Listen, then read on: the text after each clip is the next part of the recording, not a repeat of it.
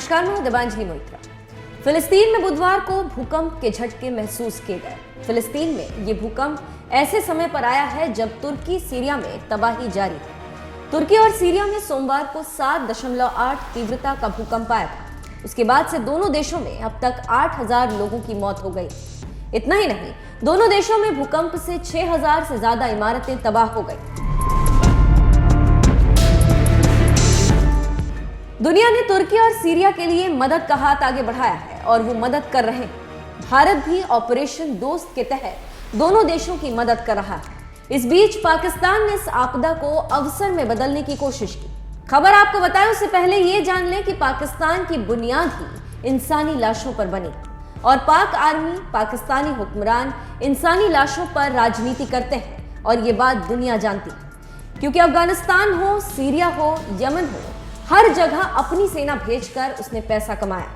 और अफगानिस्तान तो जीता जागता उदाहरण है कि कितने पैसे अमेरिका ने बहाए, वो सारा पैसा पाक आर्मी और पाक हुक्मरान ने खाया।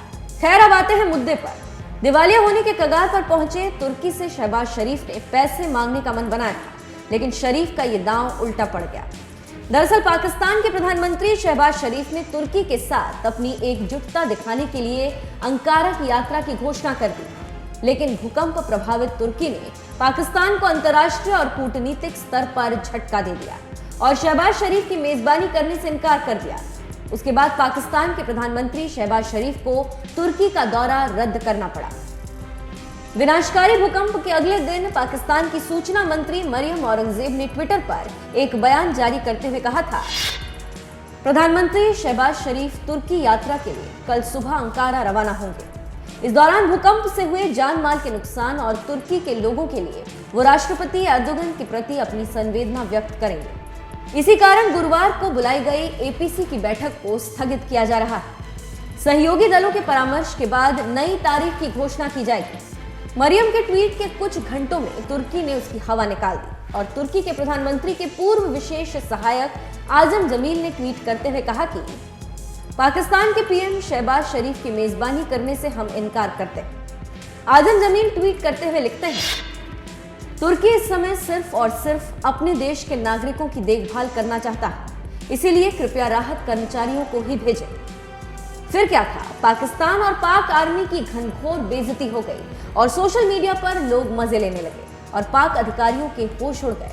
फिर क्या था, मामले को नॉर्मल करने के लिए सूचना मंत्री मरियम औरंगजेब ने फिर ट्वीट किया और कहा, भीषण भूकंप के बाद चल रहे राहत कार्य को देखते हुए पाकिस्तान के प्रधानमंत्री शहबाज शरीफ का दौरा स्थगित कर दिया गया। प्रधानमंत्री ने अपने भाई देश तुर्की के भूकंप पीड़ितों को उनके कठिन समय में साथ देने के लिए प्रधानमंत्री राहत कोष स्थापित करने का फैसला किया। इसके अलावा कैबिनेट ने राहत कोष में 1 महीने का वेतन डोनेट करने की घोषणा की। प्रधानमंत्री ने हमारे भाई देश तुर्की की उदार मदद करने की अपील की। तो आप समझ गए होंगे कि क्या हुआ और क्या किया गया। आप जानते हैं कि तुर्की को पाकिस्तान का एक अच्छा दोस्त माना जाता है। दोनों देशों के बीच रिश्ते बहुत मजबूत हैं, यहाँ तक कि दोनों देश रक्षा और व्यापार क्षेत्रों में भी मिलकर काम कर रहे हैं।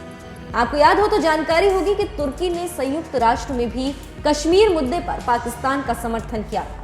एर्दोगन और तुर्की के विदेश मंत्री भी संयुक्त राष्ट्र में कई बार कश्मीर का मुद्दा उठा चुके हैं, लेकिन अब वही तुर्की पाकिस्तान की बैंड बजा रहा है। अब देखना होगा कि कंगाल पाकिस्तान कितनी मदद करता है, लेकिन इस घटना ने एक बार फिर पाकिस्तान की पोल खोल दी और पाकिस्तान पानी पानी हो रहा है।